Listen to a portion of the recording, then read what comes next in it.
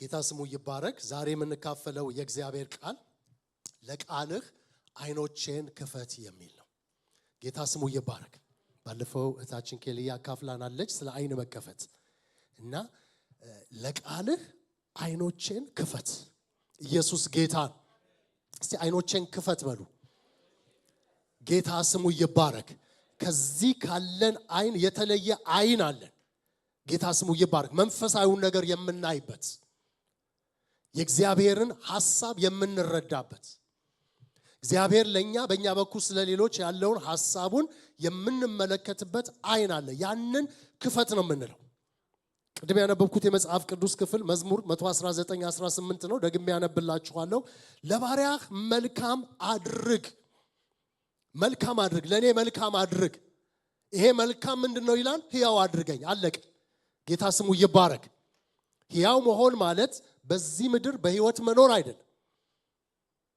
በዚህ ምድር በኢየሱስ ክርስቶስ አዳኝነት አምነው ዳግም የተወለዱ ከዚህ ምድር ግን ዘመናቸውን ጨርሰው ያንቀላፉ እስቲል ሕያው ናቸው። ጌታ ስሙ ይባረክ። ስለዚህ ለባሪያ መልካም አድርግ ሕያው እንድሆን። መልካምነቱ እኔን ሕያው ማድረግ ነው። ሕያው መሆን ማለት ደግሞ ሕያው የሆነውን አምላክ፣ ሕያው የሆነውን መንግስት፣ ሕያው የሆነውን ነገር ሁሉ ማየት ማለት ነው። ጌታ ይባረክ። ስለዚህ ለባሪያ መልካም አድርግ ሕያው እንድሆን ይልና ቃልህንም እንድጠብቅ። ሐሳቡ እዚህ ጋር ነው ያለው። ቃልህንም እንድጠብቅ። ሕያው ሁሉ ሕያው መሆኑ የሚያስታውቀው ቃሉን በመጠበቅ። ቃሉን የማይጠብቅ ሰው የሚንቀሳቀስ ሙት ነው በመንፈሳዊው ዓለም። ምክንያቱም ቃሉ ሕያው ያደረገን ነው። ቃሉ ሕያውነታችንን የሚያስቀጥል ነው። ቃሉ እግዚአብሔርን እንድናቀው የደረስንበትን ደረጃ እያሳየን ልንደርስ የሚገባንን ደረጃ የሚመራን። ስለዚህ ነው ሕግህ ለእግሬ መብራት ለመንገዴም ብርሃን ነው እግዚአብሔር አምላካችን ቃል የሚለው። ስለዚህ ቃልን እንድጠብቅ ጌታ ስሙ ይባረክ።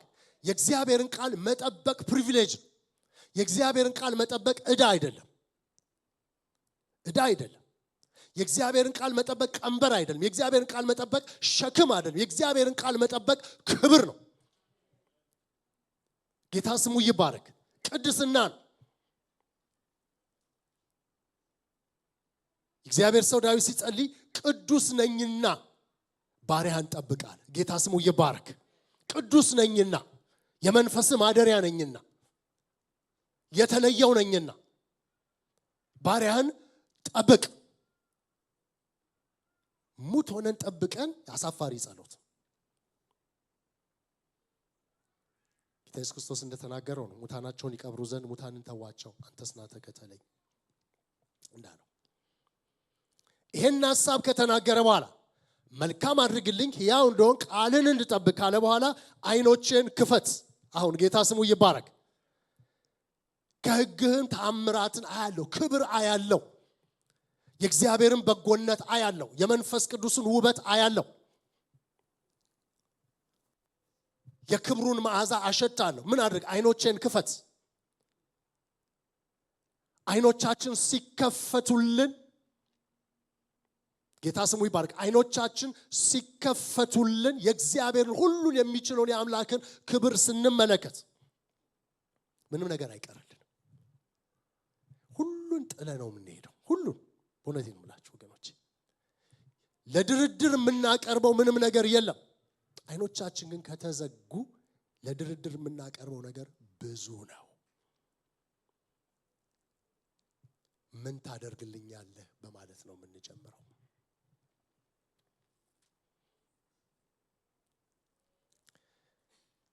አንደኛ ቆሮንቶስ ምዕራፍ 3 ቁጥር 9 እግዚአብሔር አምላካችን ቃል እንደዚህ ይላል። የእግዚአብሔር እርሻ ናችሁ፣ የእግዚአብሔር ሕንፃ ናችሁ፣ ከእርሱ ጋር አብረን የምንሰራ ነንና ይላል። ሁለት ነገር ነው የሚናገረው። የእግዚአብሔር እርሻ ናችሁ፣ የእግዚአብሔር ሕንፃ ናችሁ ይልና ከእርሱ ጋር አብረን የምንሰራ ነንና። ጌታ ኢየሱስ ክርስቶስ በወንጌሎች ላይ የተጻፈለት የተናገረው ስለ እርሻ የተለያየ ምሳሌ ተናግሯል። በማቴዎስ 13 ላይ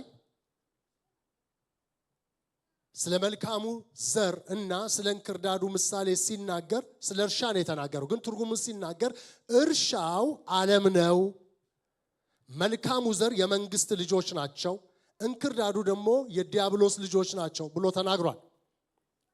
በሌላም ጊዜ ጌታ ኢየሱስ ክርስቶስ አንድ ሰው በእርሻ መልካም የተዘወረ መዝገብን አገኘ። ስለዚህ ያለውን ሁሉ ሸጠና ያንን እርሻ ገዛው። ምክንያቱም እርሻውን ሁሉን ከፍሎ እንዲገዛ ያደረገው እዛ ውስጥ ያለ የከበረ መዝገብ ነው፣ የከበረ ዕንቁ ነው።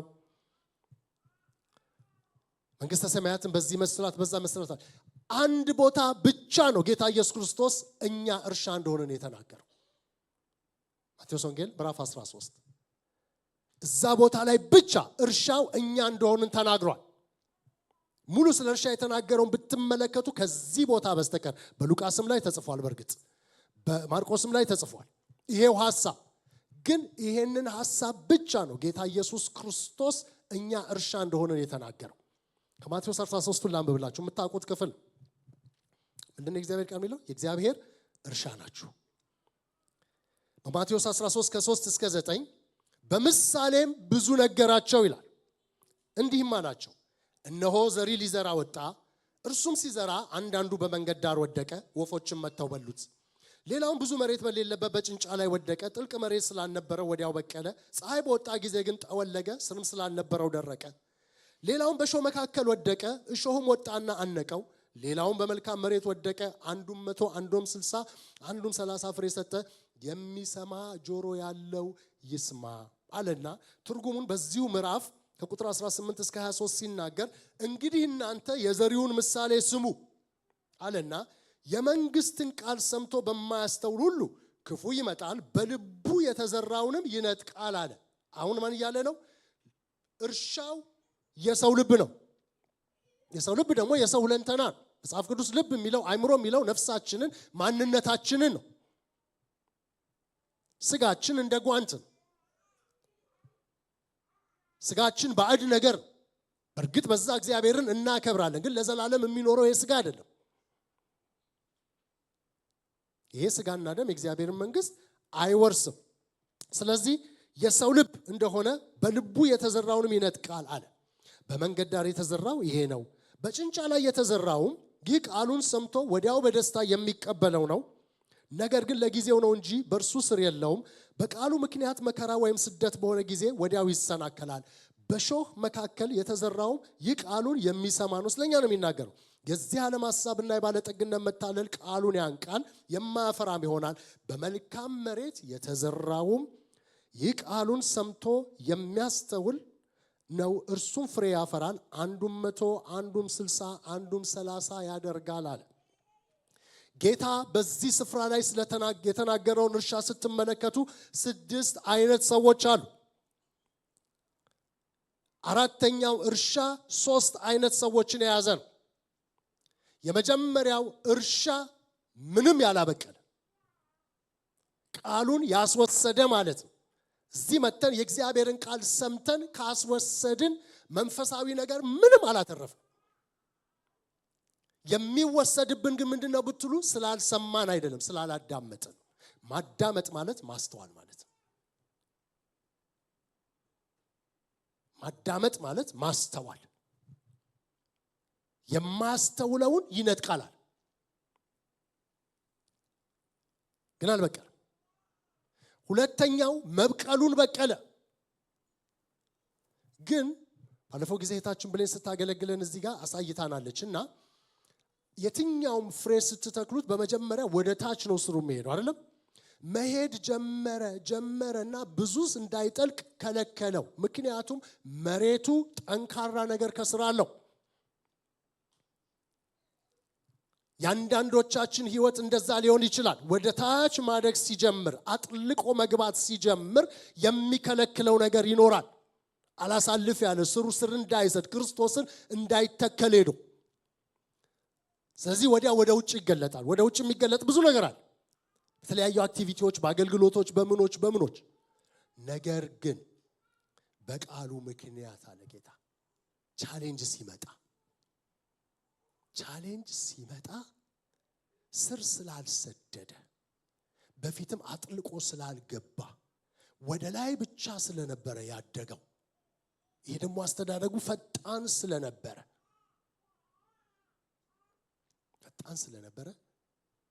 ወዲያው ደረቀ። ከእንደዚህ አይነት ማደግ ጌታ ይጠብቀን። ወደ ታች ማደግ አይነተኛ ነገር ነው። ወደ ጌታ ማደግ፣ ወደ መሰረቱ ማደግ፣ ጌታን ማወቅ ምንም የትም አይሄድብንም። ጌታ ስሙ ይባረክ። ከጌታ ጋር ከጨረስን እግዚአብሔር በአደባባይ ከኛ ጋር ይጨርሳል። ከጌታ ጋር ካልጨረስን እግዚአብሔር ሳይሆን ሰው ነው ከኛ ጋር በአደባባይ የሚጨርሰው።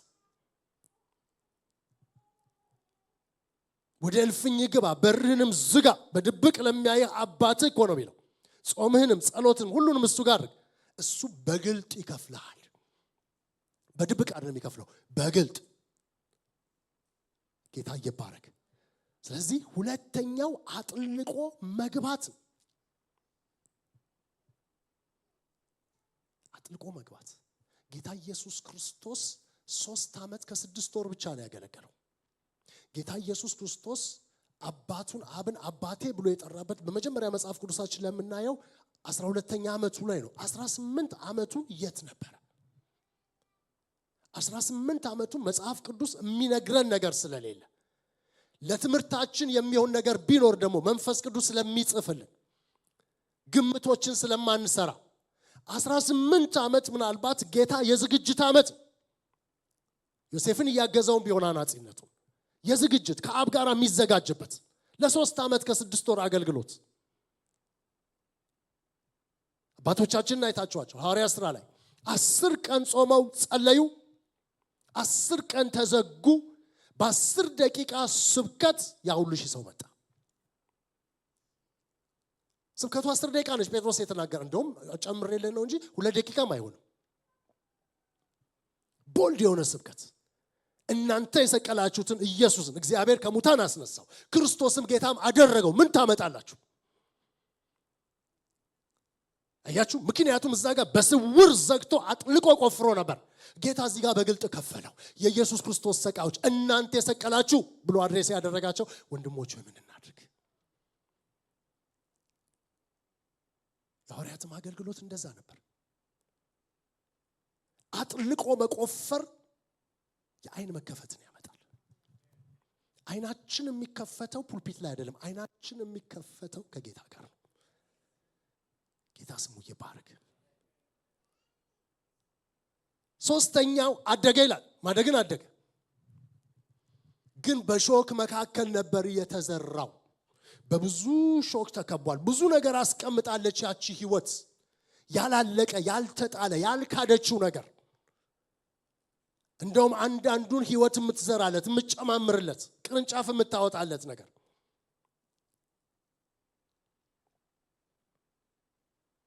ምንም አይደል ተብሎ ያደገ።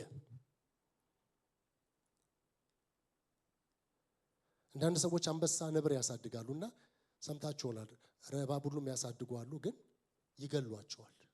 አንዳንዶቹ ሰምታችሁ ከሆነ ያሳደጓቸው ምንም አይደለም፣ ለማዳ ነው።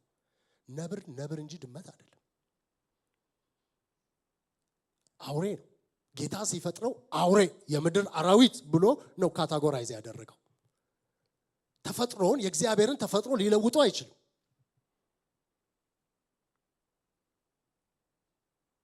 የሆነ ሰው ነበር ዜና የሰማሁት አንበሳውን ትሪት የሚያሳይ እንደ ፈረስ ጠምዶት እንደ ጋሪ ሲነዳ አይነ በዞር ብሎ ያዘዋሉ። አንድ ቀን እንደ ፈረስ ይገርፈው።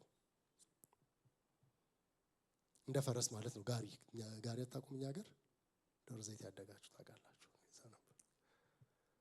እና ምክንያቱም አውሬ ነው፣ ፈረስ አይደለም። አንበሳ ልብ አለው። ልብ የሌለው በቅሎና ፈረስ ነው። መጽሐፍ ቅዱስ እንደሚናገር ልብ እንደሌለው እንደ በቅሎና እንደ ፈረስ አትሁኑ። ያን የሚያክል ከአንበሳ የሚሻል ጉልበት ይዞ ግን እንዲለጎም አድርጎ ነው ጌታ የፈጠረው። እሾክ ይዋጋል፣ እሱ ይቆጣጠራል። ዓለም ነች ወገኖቼ። ዓለም ብናቆላምጣት፣ ዓለም መንፈሳዊ ስም ብንሰጣት ዓለማዊ ነገር ብንጸልይበት አይለወጥም። ምክንያቱም ዓለም ነው። አደገና ዋጠው ይላል፣ አነቀው እንዳያፈራ።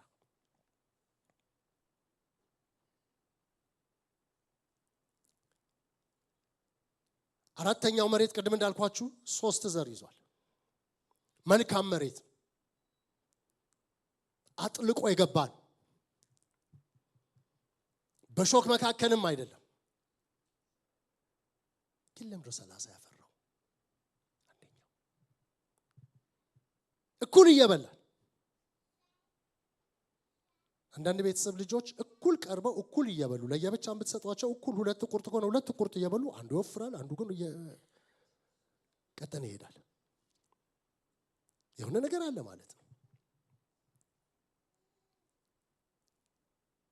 እኩል አንደኛው 30 አንደኛው 60 አንደኛው 100 አንድ መሬት ላይ ነው ግን ያሉት እኮ።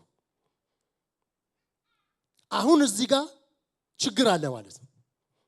እግዚአብሔር ቃል ያልተናገረው ችግር አለ። በእርግጥ ጌታ አልወቀሰም፣ ግን ለምን 30 ለምን 60 ለምን 100 አናፈራ?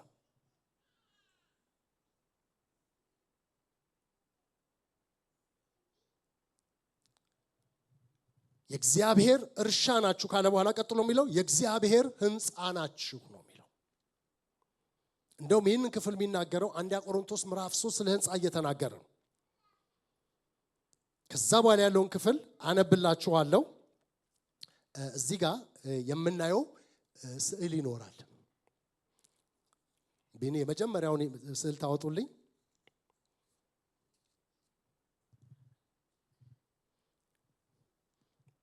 እነዚህን ተመልከቷቸውና ያያችኋቸው ይሄን ክፍል አነብላችኋለሁ። አንደኛ ቆሮንቶስ ምዕራፍ 3 ከ10 እስከ 15 6 አይነት ህንጻዎች እናገኛለን። ቅድም ስንት አይነት ዘር ብለናል? 6 አይነት ዘር በአራት እርሻ ላይ 6 አይነት ዘር። ምክንያቱም አራተኛው 3 ይዟል። እሱ ያዘው 3 እነዛ 3 6። የእግዚአብሔር ጸጋ እንደተሰጠኝ መጠን እንደ ብልሃተኛ ናጽ ያለቃ መሰረትን መሰረትኩ፣ ሌላውን በላዩ ያንጻል። እያንዳንዱ ግን በእርሱ ላይ እንዴት እንዲያንጽ ይጠንቀቅ። ከተመሰረተው በቀር ማንም ሌላ ለመሰረት ሊመሰረት አይችልምና እርሱም ኢየሱስ ክርስቶስ ነው ይልና፣ ማንም ግን በዚህ መሰረት ላይ በወርቅ ቢሆን በብርም ቢሆን በከበረ ድንጋይ በእንጨትም በሳርም ወይም በአገዳ ቢያንጽ የእያንዳንዱ ስራ ይገለጣል። በእሳት ስለሚገለጥ ያን ቀን ያሳያልና የእያንዳንዱ ስራ እንዴት መሆኑን እሳቱ ይፈትነዋል። ማንም በእርሱ ላይ ያለው ስራ ቢጸናለት ደሞዙን ይቀበላል። የማንም ስራ የተቃጠለበት ቢሆን ግን ይጎዳበታል። እርሱ ግን ይድናል፣ ነገር ግን በእሳት እንደሚድን ይሆናል ይላል። እነዚህ ቤቶች በኤአይ ነው የሰራዋቸው እና ያኛው ሁሉንም ስታያቸው አንድ የሚያደርጋቸው መሰረቱ ወርቅ ነው። ክርስቶስ ነው መሰረቱ። ከዛ ውጪ ማንም ሊመሰረት አይችልም። ያንን በእግዚአብሔር ጸጋ መሰረትኩ ይላል ሐዋርያው ጳውሎስ። ወንጌልን ስንናገር ኤቫንጀላይዝ ስናደርግ መሰረትን ነው የምንመሰርተው። የእግዚአብሔርን ቃል እዚህ ጋር መተን ስንሰማ ስናገለግል መሰረትን ነው የምንመሰርተው። አምልኮ ስንመራ መሰረትን ነው የምንመሰርተው። ጸሎት ስንመራ መሰረትን ነው የምንመሰርተው። መሰረቱ ከተመሰረተ ደግሞ የተመሰረተው መሰረት ላይ እኛ ማነቃቂያ ነገር ነው። አንጽ ልብ አድርጉ። ማንም የማንንንም ቤት በእጁ አይሰራለትም። ማንም አንዳችን ለአንዳችን ልንጸልይ ይገባል። አንዳችን ልናንጽ ይገባል። ነገር ግን ተነስተህ ስራ እያልነው ነው እንጂ እኛ እንሰራለት። ባለቤቱ ነው የሚሰራው። ምክንያቱም መጽሐፍ ቅዱስ የሚናገረው ማንም መስራት ራሱ እንዳለበት የሰራው ስራ ቢጸናለት ነው፣ የተሰራለት አይደለም። ስለዚህ ኃላፊነት መውሰድ አለብን ሁላችን። የሚያጎርሰን ሰው ቢኖረን አፍ ከፍቶ ማላመጥና መዋጥ የኛ ድርሻ ነው። አይደለም እንዴ? እስቲ ራስህ ክፈትና አንተው ጉረስልኝ ቢለው ሰውየው ነው የሚጠቀመው። ያኛው ይጠቀማል እንዴ? አይጠቀምም። የመጀመሪያው የወርቅ፣ ሁለተኛው የምታዩት እንደዛው መጀመሪያ ነው የመጀመሪያው ፔጅ ላይ፣ ሁለተኛው እዛ ጋር የምታዩት ብር ነው። ሶስተኛው የከበረ ድንጋይ ነው። አራተኛው የእንጨት ቤት ነው። አምስተኛው የሳር ቤት ነው። ስድስተኛው የሸንበቆ ቤት ነው። ልብ አድርጉ። ምንም ሳሩና ሸንበቆ አልቀፈፈውም። እዛው ላይ ሲቀመጥ ወርቅ ላይ ሲቀመጥ ይቀመጣል። ኧረ ይቀፋል በሉ እስቲ። አዎ በክርስቶስ ላይ በሳርና በሸንበቆ መስራት ያሳፍራል። ግን ሲምፕል ነው። እንደፈለኩ እየኖሩ ቴሌቪዥን ላይ ብዙ ሰዓት እየተቀመጡ ኢንተርኔት ላይ ብዙ ሰዓት እየተቀመጡ ዋናው ቤት መሆኑ ነው ብሎ በሳር መስራት በሸንበቆ መስራት ይቻላል። ነገር ግን አንድ ቀን በሳት ይገለጣል። አንድ ቀን የአንድ ቀን ሩቅ አይደለም ወገኖች፣ የአንድ ቀን ቅርብ ነው። ስለዚህ በ2026 ጌታ ሆይ አይኖቼን ክፈት እንበል። አዎ በቃ አይኖቼን ክፈት በኢየሱስ ክርስቶስ ስም። የቀረን ብዙ አይደለም፣ ጥቂት ዘመን ነው። ጥቂት ዘመን ነው። እሱ ዛጋ እንደ ቆማ አንድ ነገር ልንገራችሁ። ትናንትና ያነበብኩት የራሻው መሪ የፕሬዝዳንት ፑቲን አማካሪነታቸው እንደ ቲንከር ናቸው። ሐሳቢ ማለት ነው። ፕሬዲክት የሚያደርጉ እንዲህ ሊሆን ይችላል፣ እንደዛ ሊሆን ይችላል። እንደነዚህ ሰዎች በጣም ኢንተሊጀንት ናቸው አሉ። መሪዎችን ያማክራሉ። እና እሳቸው የመከሩት ምክር ሰውየው ምንድነው? አሁን ያለንበት ጊዜ ሶስተኛው የዓለም ጦርነት የሚነሳበትና የዓለም መጨረሻ የሚሆንበት ጊዜ ነው። ስለዚህ የራሺያ ሕዝብ በሙሉ በእነሱ እምነት ማለት ነው ያልተጠመቀ መጠመቅ አለበት። ቤተክርስቲያን የማይሄድ መሄድ መጀመር አለበት። ቀኑ እያለቀ ነው። የፕሬዝዳንቱ አማካሪ ናቸው። ለፕሬዝዳንቱም ለህዝቡም ይሄንን ለህዝቡ ደግሞ በትልቅ ሚዲያ በቴሌቪዥን ነው የተናገሩት። አያችሁ በምን እሳቸው ቲንከር ናቸው። ቲንክ አድርገውት ገጣጥመውት ሁሉን ነገር ዓለም ሊያልቅላት ግን ደግሞ አማኝ ናቸው በራሳቸው እምነት። እንደነዚህ አይነት ሰዎች ፖለቲካ ውስጥ ያሉ በመንግስት ስልጣን ላይ ያሉ እንኳን እያለቀ ነው ያሉን እኮ ነው። እያለቀ ነው ያሉን ነው። መሳሪያ በዚህ በኩል ብታመርት ይሻላል ብገዛ ይሻላል ማለት አቆመው። ያልተጠመቃችሁ ተጠመቁ፣ ሰብሰብ በሉ። ጦርነቱ ተሸናፊ እንጂ አሸናፊ የለውም። ሌላው ደስ የሚል ነገር ደግሞ የተረዳሁት ያየሁት ስለዚህ ሀገር በ2025 ዓመተ ምህረት እንግሊዝ ሀገር ውስጥ የተሸጠው መጽሐፍ ቅዱስ 134% ጨምሯል ከሌላው ዓመት። 134% የመጽሐፍ ቅዱስ መሸጫ ያላቸው ክርስቲያን መደብሮች ኢንተርቪው ተደርገው አብዛኛው እየገባ የሚገዛን ደግሞ ወጣት ነው። ምን እየሆነ ነው ያለው እያልን ነው አሉ። አያችሁ ጌታ ስሙ ይባረክ።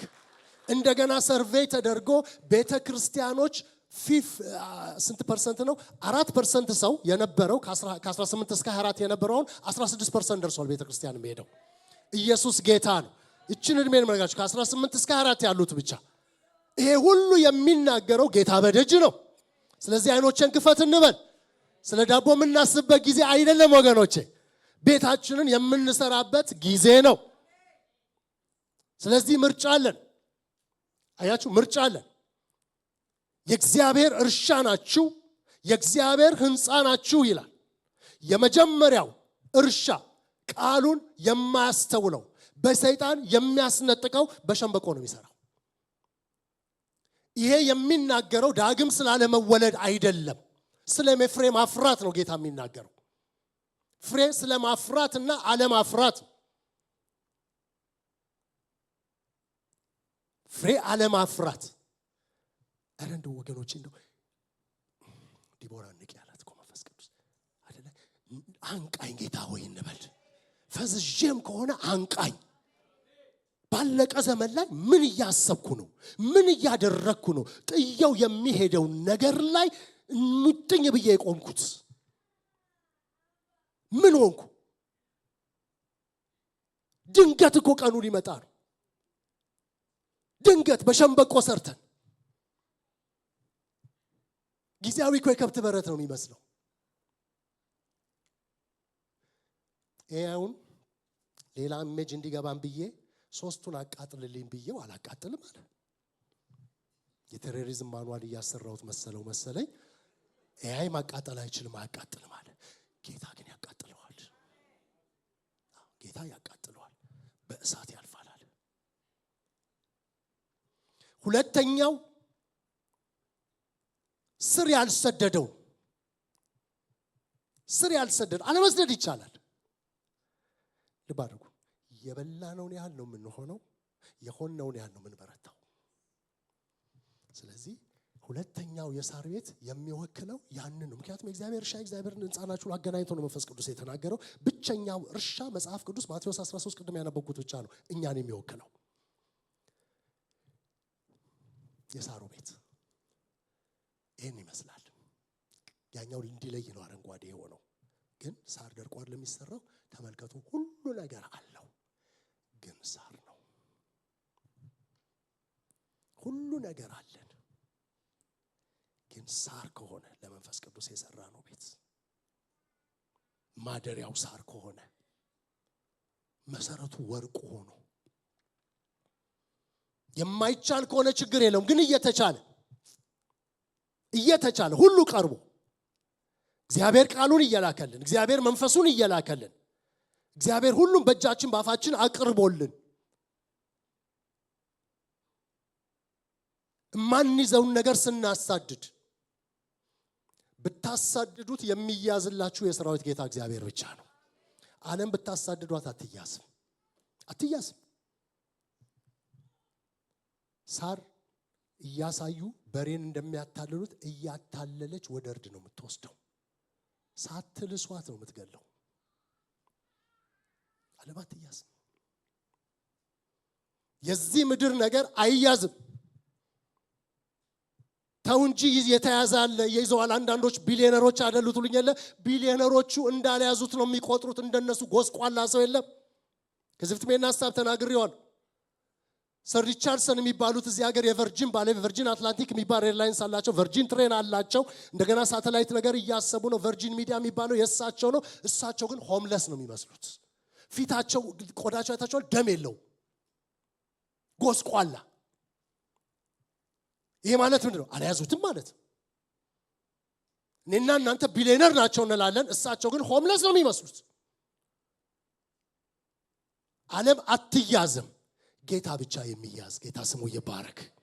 ጥራኝ እመልስልሃለሁ፣ ከልብ ከሻችሁኝ ታገኙኛላችሁ፣ ከእናንተ ዘንድ እገኛለሁ ያለ ጌታ።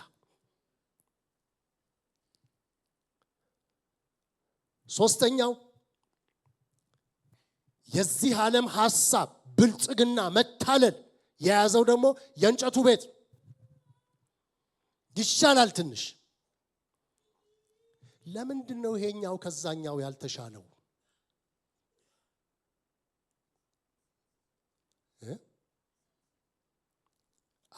ይሄኛው ከዛኛው የተሻለው ለምንድን ነው ብትሉ፣ የዚህ ዓለም ብልጥግናና መታለል ትንሽ ተመሳስሎ ያስኬዳል።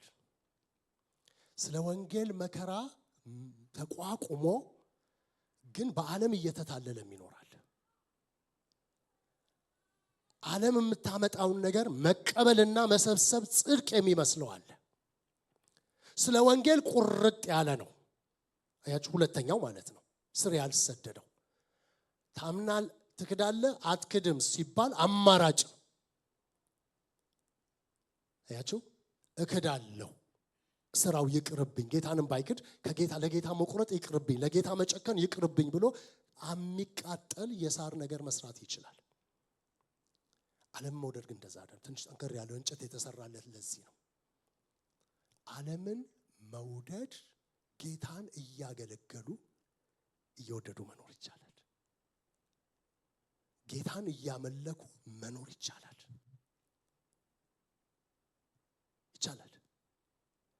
ዓለም እኔን ወይን ጌታ ምረጥ ቀጥታ አትልም። ይበቃናል፣ ልብህ በቂ ነው፣ ሰፊ ነው፣ ለሁለታችን ይበቃል ነው የምትለው። ለሁለታችን ይበቃል። አሁን ዓለም ሐሳብ ይመጣባችሁ የሆነ ልባችሁ አይደለ? ዓለም ራሷ ትነግራችኋለች። ችግር የለም፣ አሁን እግዚአብሔርን ቃል ስሙ፣ በኋላ ታስበዋለህ። የቢዝነሱን ነገር የገንዘቡን ነገር በኋላ እንተሳሰባለን ትላችኋለች። በኋላ ስተሳሰባችሁና ካላችሁበት ነገር ውስጥ ታወጣችኋለች እንጂ ዓለም ኢሚዲየትሊ ምርጫ አታቀርብም። አብራ መኖር ትችላለች። ለዚህ ነው ብዙ ሰው ዓለማዊ ሆኖ መኖር የሚችለው ክርስቲያን።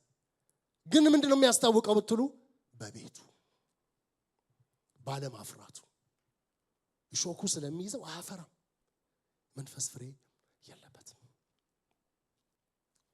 አራተኛው ጌታ ስሙ ይባረክ በደረጃ በክብር ሶስተኛ ደረጃ ነው።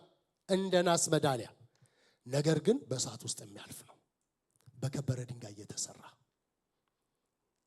ማቴዎስ 13 ላይ በመናየው 30 ፍሬው ያፈራ ማለት ነው።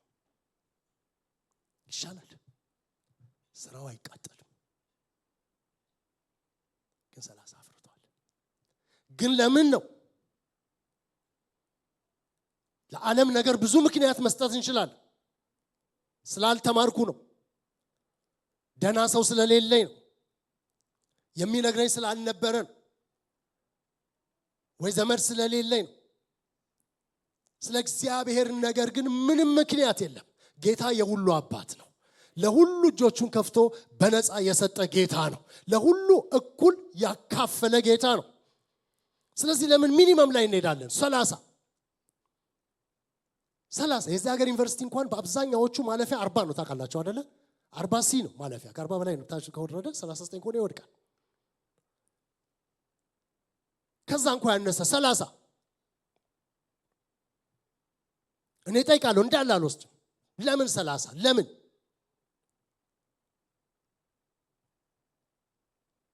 ለምን 100 አናፈራ?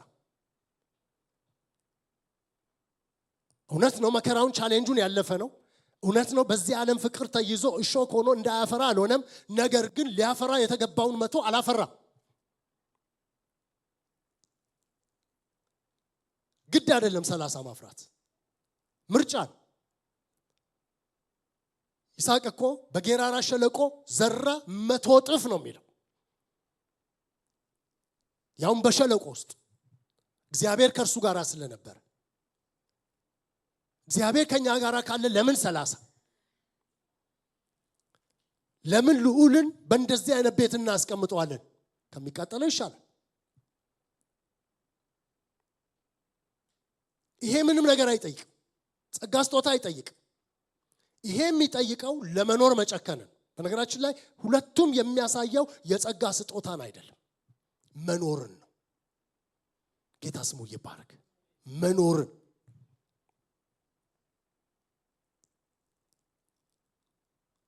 ቀጥሎ ከዚህ የሚሻለው በብር የተሰራው ቤት 60 ያፈራው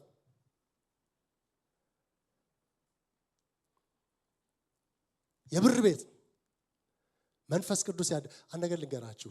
ኤአይውን 6ቱን ቤት ስራልኝ ስለው ያው በየው ነው መንግስተ ሰማያት መሰረቱን ወርቅ አድርገ ለሶስቱ ለማይቃጠሉ ታያላችሁ እንደዛ አይነት ሲቲ ነገር አድርጎላቸዋል። ለሶስቱ ግን መቃጠላቸው ካልቀረ ሌላ ቤት እንዳቃጥሉ ነው መሰለኝ አልሰራላቸውም። ኤአዩ እንኳን አንቆ የወረወረው እኮ አይገባውም ያለው። በጌታ ፊት እንዳልተገባን ከቆጠርን ዓለምም ትንቀናለች። አላስተያችሁት የሆነ ስታስተውሉ የላቸውም እንደዚህ አይነት ከተማ። 60 ነው ያፈራው። ይሄ ጌታ ስሙ ይባረክ። ትልቅ ነገር ነው 60 ማፍራት፣ ከአቬሬጁም በላይ ነው። ግን ለምን 100? ለምን መንፈስ ቅዱስን በ100 አናስቀምጠው? ልብ አድርጉ። ይህ ክፍል የሚናገረው 1 ቆሮንቶስ ምዕራፍ 3 ስለኛ መቅደስነት ነው። ጌታ ማደሩ አይቀርም። በምድር ዘመናችን በአንዳንዶቻችን የሸንበቆ ቤት ነው የሚኖረው፣ በአንዳንዶቻችን የሳር ቤት ነው የሚኖረው፣ በአንዳንዶቻችን የእንጨት ቤት ነው የሚኖረው፣ በአንዳንዶቻችን በከበረ ድንጋይ በተሰራ ቤት ነው የሚኖረው፣ በአንዳንዶቻችን እዚህ ጋር እንዳያችሁት በብር ቤት ነው የሚኖረው፣ በአንዳንዶቻችን በወርቅ ቤት ነው የሚኖረው። ነገር ግን ግልባጩ በሰማይ ደግሞ ይጠብቀናል። እኛ ግልባጩ ነው የሚጠብቀን። በወርቅ አኖረን ከሆነ በወርቅ ነው ጌታ የሚያኖረን። ጌታ ስሙ ይባረክ። ነፍሴ ሆይ በሉ እስቲ ጠቢብ ሁኚ። በቃ ጠቢብ ሁኚ በሏት። እንዴ ለሚያልፈው ለምድሩ ለጊዜያዊው ሰዎች ካጠገባችን ሲያንቀላፉ ያያን እንዲከተጋን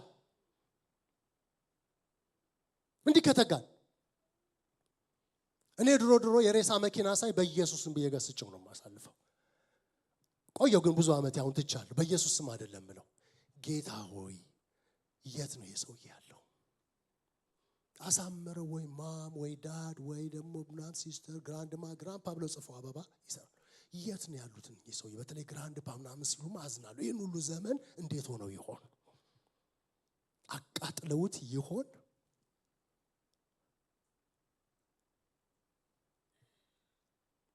ነፍሴ ሆይ ጠቢብ ሁኚ እንበላት ጠቢብ ሁኚ እምነግራችሁ የሕያው እግዚአብሔር በሕይወታችን የሚፈጸም እውነት ነው በቃ የሚሆን እውነት ማናመልጠው እውነት ዛሬ ቀን ሳለ ጌታ ኢየሱስ ክርስቶስ እንኳን ራሱ ጌታ ቀን ሳለን ያለው የላከኝ ስራ ላደርግ ይገባኛል ማንንም ሊሰራ የማይችልባት ሌሊት ትመጣለችና የመጨረሻው ቤት የወርቅ ቤት ነው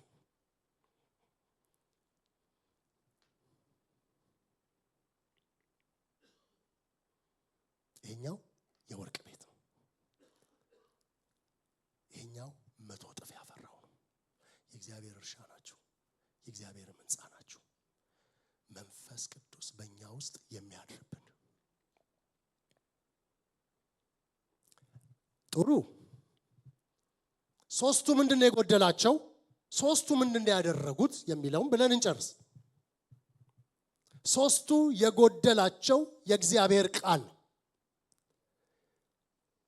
ይሄን ሁሉ ነገር የሚያደርገው የእግዚአብሔር ቃል ነው ያንዳንዱን ቤት የሚሰራው የእግዚአብሔር ቃል ነው ጌታ ልክ ፈርዖን እስራኤላውያንን እንዳስጨነቀ ጭዱንም አልሰጣችሁም ሄዳችሁ ሰብስባችሁ አምጥታችሁ ራሳችሁ ገለባ አምጥታችሁ ጠፍጥፋችሁ ስሩ እንዳለ አይደለም ጌታ ለሁላችን እኩል ነው የሚያቀርበው እኩል ለሁሉ እኩል ቀርቧል ኢሳይያስ 55 ቁጥር 10 እንደዛ ነው የሚለው ዝናብና በረዶ እንደሚወርድ አይደለም ሲጀምር ዝናብና በረዶ እንደሚወርድ ምድሪቱንም እንደሚያረጋት ይላል እንደሚያረጋት በመጀመሪያ ወርዶ ሁላችንን ነው የሚያረጋው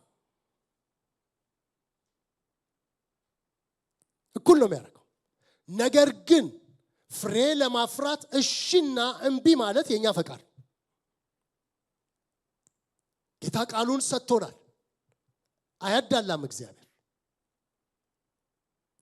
ወደርሱ የቀረቡት ሁሉ ይሞላሉ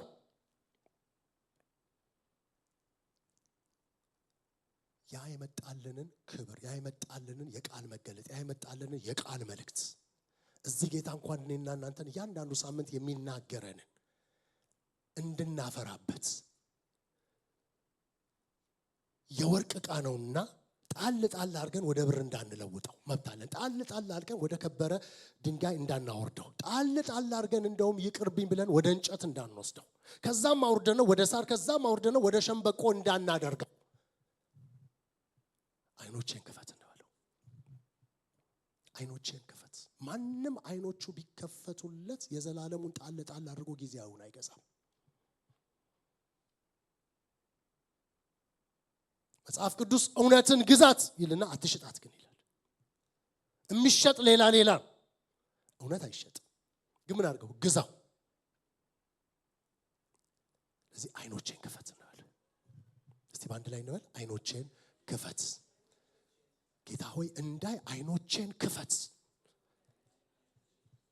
አይኖቻችንን ጌታ ይክፈትልን 2026 አይኖቻችን ተከፍተው በርቶልን የመጥራቱ ተስፋ ምን እንደሆነ ተመልክተን የርስቱ ክብር ባለጠግነት ምን እንደሆነ የተዘጋጀልን ተስፋ ምን እንደሆነ ተመልክተን እንድንጓዝ ጌታ አይኖቻችንን ይክፈትልን ዓለማዊ ከመሆን እግዚአብሔር ያውጣን ዓለማዊ ክርስቲያን ከመሆን በኢየሱስ ክርስቶስ በጌታችን ቅዱስ ጌታ ላያችን ላይ የተመረገ ቅርፊት ካለ ያውልቀልን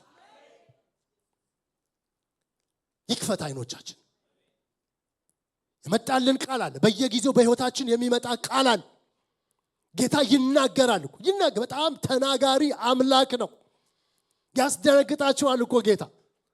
በሆነ ነገር ውስጥ እንኳን ስትሆኑ ቃል ይመጣል። ቃል በቃ ጌታ ቅርብ ነው። ግን አይኖችን ክፈት። የመጣው የቃል መገለጥ ከችግር መውጫ ብቻ አይሁን፣ ነገር ግን በመስመር ተሆኜ እንዲሄድ ደግሞ መሆንበት ይሁንልኝ። እግዚአብሔር ቃል ብዙ ጊዜ ከችግር ማምለጫ ብቻ ያስመልጣል። ማምለጫ አድርገን ነው የምንጠቀመው፣ ግን መቀጠያም ይሁንልን። ቃሉን ማስተዋል። በዘዳግም 17 ላይ እግዚአብሔር አምላክ ለሙሴ ተናገረው አንድ ቃል። በእስራኤል ልጆች መካከል ንጉሥ ሲነግስ አለ እግዚአብሔርን እንዲፈራ ልቡ ታብዮ ፍርድ እንዳያጓድል እስከ ልጅ ልጆቹ ድረስ በዙፋን ላይ እንዲቀመጡ ከሌዋውያን ካህናት ወስዶ ሕጉን ለራሱ ይጻፋል። የራሱ ኮፒ ነገስታቱ ጸሐፊ ያላቸው የራሱ ኮፒ ያድርግ ያስፈልገዋል። ያ ካሌለ ትዕቢተኛ ይሆናል። ያ ካሌለ የዘመኑ ቁጥር ያጥራል፣ የዙፋኑ ዘመን ያንሳል፣ እሱም በዳይ ይሆናል። እግዚአብሔር ቃል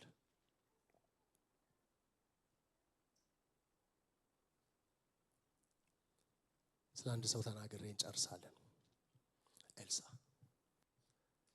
ኤልሳ አይኖቹ አንድ ወቅት የተከፈቱለት ሰው።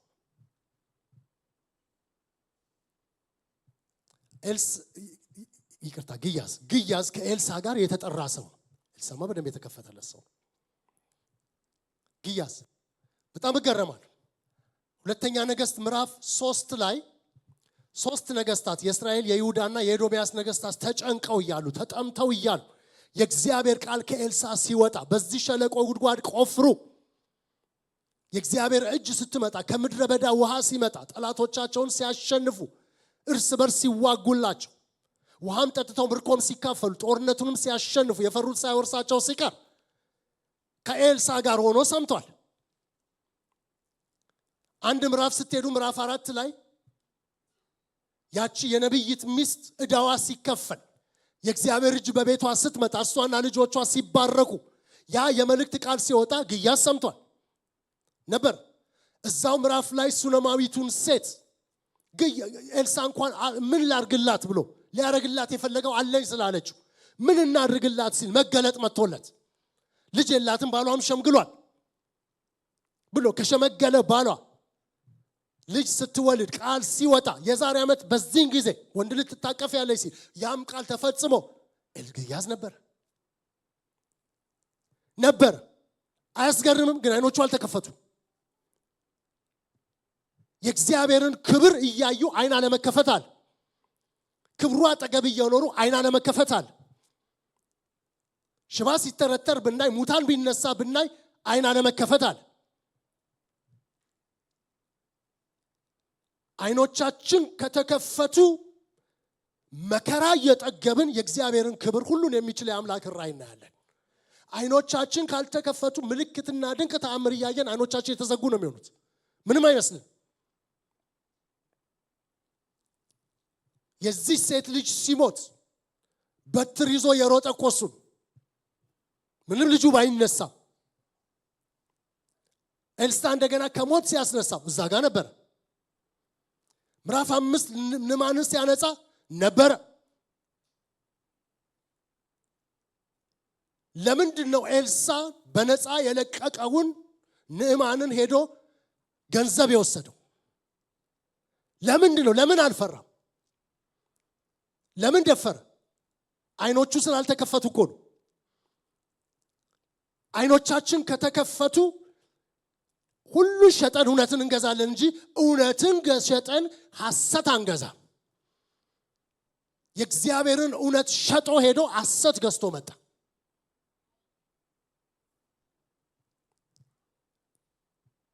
አይኖቹ አልተከፈቱ። ምዕራፍ 6 ዛቢያው ሲንሳፈፍ ነበረ። አላየም። አሁን አይኖቹ ተዘግተዋል። የእግዚአብሔር ክብር በመካከላችን በየሳምንቱ ይመጣል። አይኖቻችን ካልተከፈቱ ቲያትር ቤት እንደገባ ሰው ነን። 2026 እንደዚህ አይሁንብን። ኃይለኞች እንሆን። ጌታ ስሙ ይባረክ። ብዙዎች እዛ ጋር ሞት በር ላይ ቆመው ይጠብቁናል። ጌታ ስሙ ይባረክ። ጌታ ጸሎታችንን መልሷል። ቅድም የነገርኳችሁ ነገር የጸሎት መልስ ነው እንዴ። የመንግስት አማካሪ ፖለቲካ ሊያማክር የሚጠበቀው ዱምስ ዴይ ደርሷል፣ አሁን መጠበቅ ነው የሚያስፈልገው፣ በኒውክሌር ዝግጅት ምንም አያደርስም ካለ እኔና እናንተ ቃሉን የተሸከምንማ ምንኛ ስለ ኒውክሌር ነው ካልኩሌት የምናደርገው። ይህ ሰው እንዲህ ያለ አንዳንድ ሰባኪዎች እኮ ከኒውክሌር የማምለጫ ማኑዋል ብለው ይሄን ያህል ጥልቅ ግቢያችሁ ቆፍሩ፣ ከዛ በኋላ ወደ ጎን ውሰዱት፣ ከዛ በኋላ በሊሾ አድርጉት፣ ከዛ በኋላ እንዲህ አይነት መድኃኒት አስገቡ፣ እንደዚህ አይነት ምግብ አሉኮ ማኑዋል ክርስቲያኖች የጻፉት። ለምን? አይኖቻቸው ተዘግተዋል።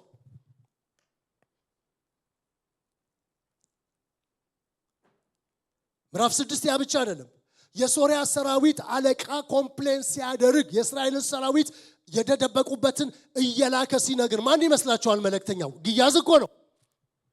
ለንጉሱ እየሄደ የሚናገር ማን ነው የሚልከው ታዲያ? ንጉሱ ልኮ እንዳለው ሲሆን በረከትን ምስጋናን ወደ ኤልሳ ሲልክ መቼም ይነግረዋል። አመለጥኩ ይለዋል። ግያዝ እዛ ጋር ነበረ።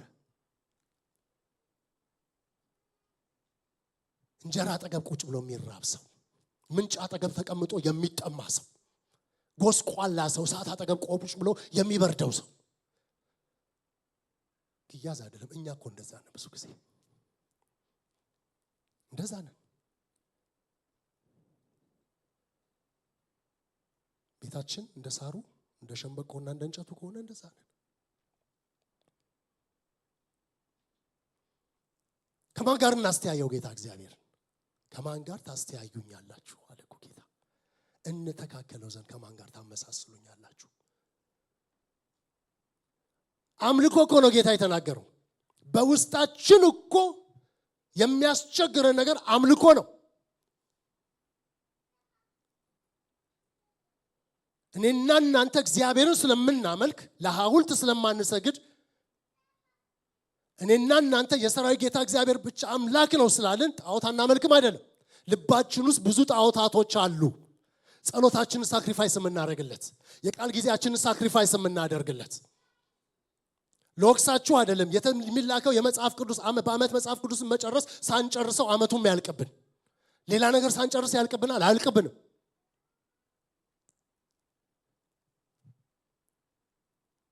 ግን 2026 እንደዚህ አይሁን። እንደዚያው ለምን አልቋላ?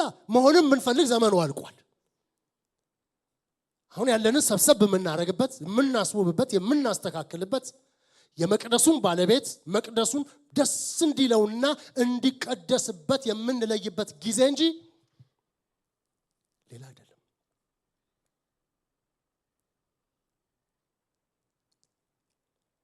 ኤልሳ የሶሪያ ሰራዊት ተልኮበት ተከቦ ያለ ግያዝ እዛ ጋር ነበር። ያቸው የዛለ ጸለየለት በቃ። ምክንያቱም ጥሎት ሊሄድ ነው። ወየው ጠፋናል። አቤቱ ያይ ዘንድ እባክህ ዓይኖቹን ግለጥ ብሎ ጸለየለት። እግዚአብሔርም የብላቴናውን ዓይኖች ከፈተ ይላል። አየ። ተራራውን ሁሉ የሞሉ ጌታ ስሙ ይባረክ የእግዚአብሔርን ሰራዊት ሰረገሎቹን ሁሉ አየ። ኢየሱስ ጌታ ነው። ኤልሳ እኮ ቋሚ እያየ ነበረ። አያችሁ፣ ይሄ ማየት ሊትራሊ ማየት ይሆናል፣ በራእይ ማየት ይሆናል፣ በእምነት ደግሞ ማየት። ራእይ ላናይ እንችላለን፣ እምነት ግን ሁላችንን እኩል ያደርገናል። አሜን። በእምነት ማየት፣ የተጻፈውን አምኖ መቀበል። ኢየሱስ ጌታ ነው።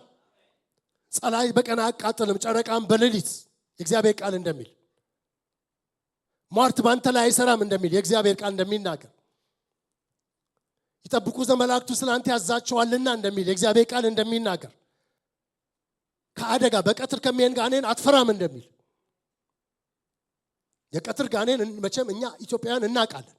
ከሰዓት በኋላ እኮ ወደ ውጭም አንላክም። ጠራራ ሰዓት ላይ እኔ ሆኜ አውቃለሁ። ልጅ ሆኜ የቀትር ጋኔን ያው ተቃላችሁ ኢትዮጵያ ውስጥ በየሰፈሩ አመዳል የሚደፋ ቆሻሻ መኪና በግብድሮ አልነበረም። በኋላ ነው የመጣው እና ንፋስ የሚያወሻውሻት የሚያንቆሻቁሻው ወረቀት ካየን በረን ነው የምንሄደው። ቀን እኮ ነው ጠራራ ፀሐይ። ምክንያቱም የቀትር ጋኔን አለ ደግሞ ይነግሩናል። በጥፊ መታው ምናምን ሲባል እንሰማለን። ከዛ ግን አትፈራም ነው የሚለው። ጌታ ስሙ ይባረክ። በቀትር በላዩ ላይ ጫማችንን ካላቆሸሸ በቀር በአረመኑ ላይ እንራመዳለን። ምክንያቱም ቃል አለን። በመጀመሪያ አይኖችን ክፈት። የኔና አንተ ችግር አይን አለመከፈት። የመጨረሻው በሁለት ደቂቃ ነው የምጨርሰው። ሁለተኛው ችግራችን የአይኖቻችን ተከፍቶ መልሶ መዘጋት። ኦን ኦፍ። ያንዳንዶቻችን በቀኑ ይዘጋል። ያንዳንዶቻችን በሳምንት ይዘጋል። ያንዳንዶቻችን እግዚአብሔር ይጠብቀን እንጂ ሄደን ደግሞ እንዳንዘጋው ቤት ስንደርስ ያንዳንዱ ወር ቆይቶ ያይና ከዛ በኋላ ደግሞ ይዘጋል።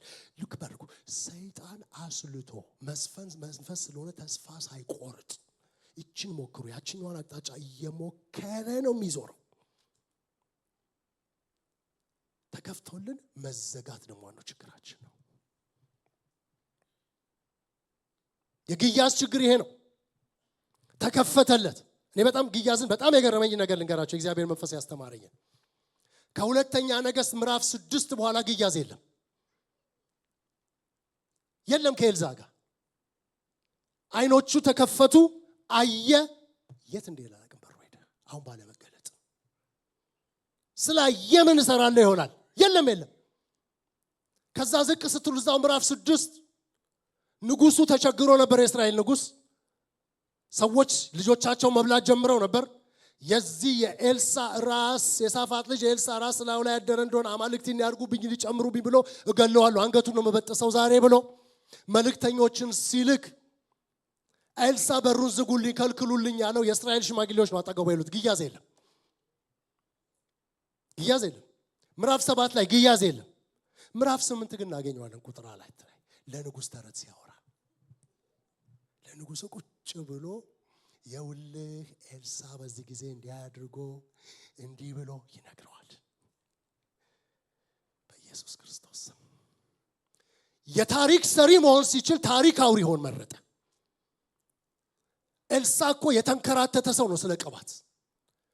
ኤልሳ እንደ ኤልያስ እንዲህ ብሎት ሊሄድ አይፈልግም። ኤልሳ ቅባቱን ለግያዝ አስተላልፎ ነበር የሚሄደው።